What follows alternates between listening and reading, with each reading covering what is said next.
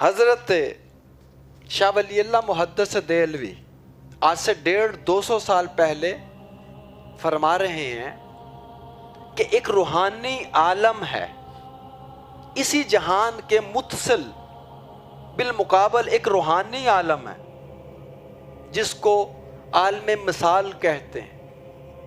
اس نظریے کو science fiction کے محققین نے اٹھایا، اس کو ویژولائز کیا اور اس کا نام رکھا آسٹرل ورلڈ، یعنی روحانی عالم۔ پھر ایک روحانی وجود، جسم، جب انسان کا جسم مر جاتا ہے، جسم ادھر رہ جاتا ہے، روح نکل جاتی۔ روح کے متعلق انہوں نے کہا کہ یہ روح بھی ایک اسی جسم کے طرح کا ایک روحانی جسم ہے جو دیوار، پہاڑ، لوہا اس میں سے گزر جاتا۔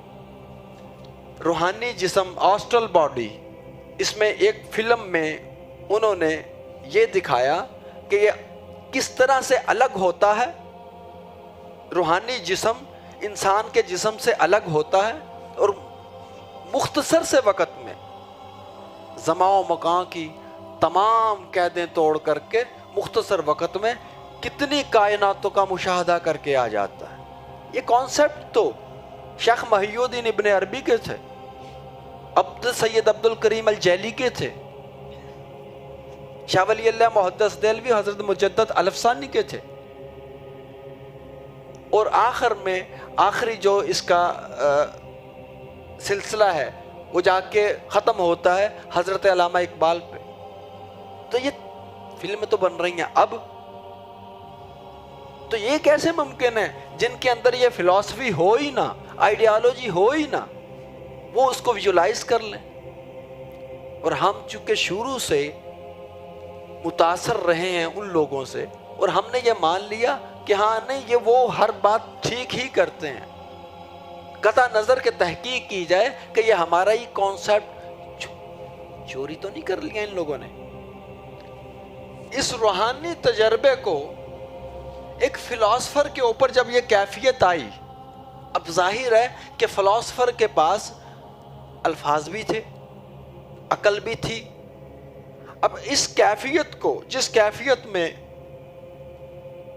اس کے اوپر یہ کیفیت آتی ہے کہ اس کو مشاہدہ کروایا جاتا ہے کہ جہاں اور بھی ہیں اپنی نمود کے لیے، اسی روز و شب میں الجھ کر نہ رہ جا کہ تیرے زماں و مکان اور بھی ہیں۔ جب وہ زماں و مکان کی زنجیریں توڑتا ہے، جاتا ہے، جو کچھ اس نے محسوس کیا، پھر اس نے اس کو لکھا۔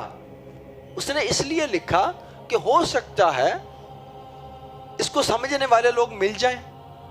لکھا اس نے اپنی یادداشت کے لیے، لیکن میں جانتا ہوں کہ آج حضرت اقبال کی روح حاضر دربار ہوگی، کیونکہ وہ اپنے اس کلام میں کہتے ہیں، جس کلام کا ہم یہاں پہ ذکر کر رہے ہیں، اس میں یہ شعر پڑھتے ہیں کہ میرا کلام میرے جوانوں کے لیے آسان فرما دے۔ اور مجھے یہ بھی یقین ہے کہ یہ جو کچھ بھی ہوتا ہے رضائے الہی سے ہوتا ہے، صاحب مزار کے تصرف کے بغیر ممکن نہیں ہے۔ ایک ہوتا صوفی ابن الوقت، ایک ہوتا صوفی ابو الوقت۔ ابن الوقت صوفی وہ ہوتا ہے جو وقت کے مطابق چلتا ہے، ابو الوقت صوفی وہ درویش ہوتا ہے جس کو قدرت ہوتی ہے، وقت اس کے ساتھ چلتا ہے اس کے حکم کے مطابق۔ مختصر آپ کو بتا دوں، حضرت علامہ اقبال فرما رہے ہیں کہ یہ جو آسٹرل ورلڈ ہے، اس کے متعلق مولانا روم سے میری ملاقات ہوئی دریا کے کنارے، آسمانوں سے برآمد ہوئے، چند باتیں ہوئی۔ میں نے ان سے گزارش کی کہ میں اس زمین و آسمان سے پار جانا چاہتا ہوں۔ انہوں نے کہا اگر تو پار جانا چاہتا ہے تو لی ما اللہ کی شان اپنے اندر پیدا کر۔ اور پھر دوسری جگہ پہ فرمایا کہ سلطان کے ذریعے سے سلطان ایک مخصوص کیفیت ہوتی ہے انسان کی جس کو عشق کا نام دیا جاتا ہے. وہ اتنی طاقتور ہوتی ہے کہ اس کی روح اس کی طاقت سے 7 آسماں پار کر جاتی. کیسے کر جاتی ہے یہ میرا قول فی الحال لگ رہا ہے. جب یہ کیفیت آئی انہوں نے پھر سمجھائی اور فرمایا کہ اس کا سائنسی تجزیہ بھی کیا جائے, اور فرماتے ہیں در نگاہ اون نمی دانم چبوت از نگاہم این کوہنے عالم و بوت. میں نہیں جانتا کہ اس کی نگاہ میں, یعنی میرے پیر مرشد کی نگاہ میں کیا تھا کہ اس نے میری نگاہ سے یہ جو پرانا جہان تھا, یہ دنیا تھی جہاں ہم کھڑے ہوئے تھے, وہ ختم کر دیا, اڑا دیا. اسی جگہ پہ اسی دنیا میں جو پرانی دنیا تھی اس میں ایک نیا جہاں برآمد ہوا. یا نگاہم بر دگر عالم کشود یا دگر گوں شد ہما عالم کے بود. یا تو میری نگاہ کسی اور جہان پر کھل گئی یا پھر وہی پرانا جہان دگر گوں ہو گیا, ایک نیا جہاں برآمد ہو گیا اسی ایک ہی جگہ پہ. حضور علیہ الصلوۃ والسلام آپ امامت فرما رہے ہیں, ایک دم سے آپ نے ہاتھ آگے کیا پھر پیچھے کیا. بعد میں اصحابہ کرام سے آپ نے فرمایا کہ ایک کیفیت آئی تھی, میں نے دیکھا جنت میں بڑے پیارے انگور تھے, میں نے چاہا اپنے صحابہ کے لیے یہاں سے انگور توڑ کے لے جاؤں, لیکن پھر میرے دل میں یہ خیال آیا کہ نہیں, یہ جنت کا میوہ ہے, یہ جب جنت میں پہنچ کے تبھی کھائیں گے.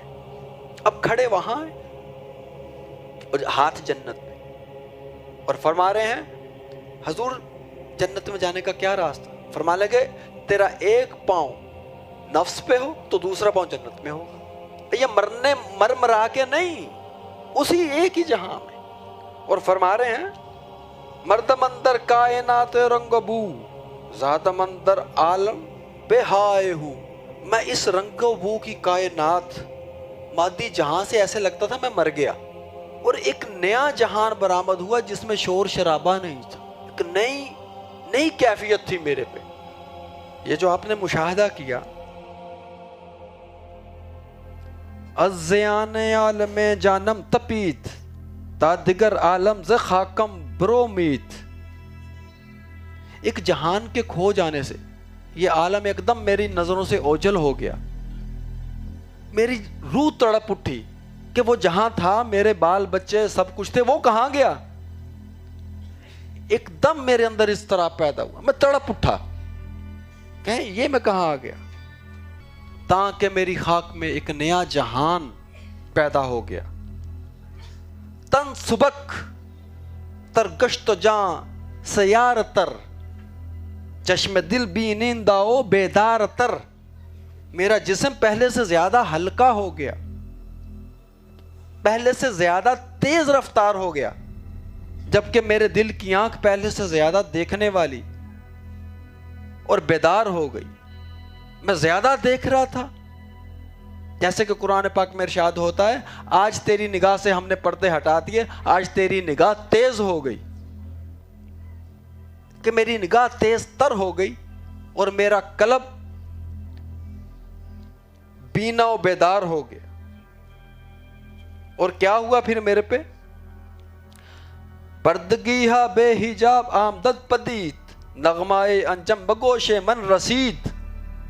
چھپی ہوئی پوشیدہ اشیاء بے پردہ ہونا شروع ہو گئی میرے سامنے.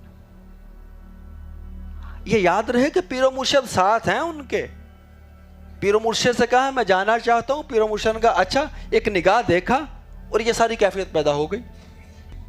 اور اسی اثنا میں ستاروں کا گیت میرے کانوں میں پہنچا, اور ستارے کہہ رہے تھے مجھے, جیسے کہ فرمان ہوتا ہے چاند سورج ستارے سب تیرے پروردگار کی تسبیح کرتے ہیں, اشیاء تمام تسبیح کرتی ہیں, تم ان کی تسبیح سننے کا شعور نہیں رکھتے. ستارے کہہ رہے ہیں مجھے عقل تو حاصل حیات, عشق تو سر کائنات, بہکر خاک خوش بیائی سوئے عالم جہات. اے انسان, اے اقبال, تیری زندگی, تیری عقل تیری زندگی کا حاصل ہے, اور تیرا عشق کائنات کے بھید ہے۔ اے مٹی کے پیکر، یعنی اے انسان، اے اقبال، اس دنیاوی عالم کو چھوڑ، آ ہماری طرف، خوشی خوشی آ، ایسے آ گویا تیرا ہماری طرف آنا مبارک ہو، یہ تیرا اپنا ہی جہان ہے، کوئی نیا جہان نہیں ہے، تو یہاں سے ہی گیا ہے۔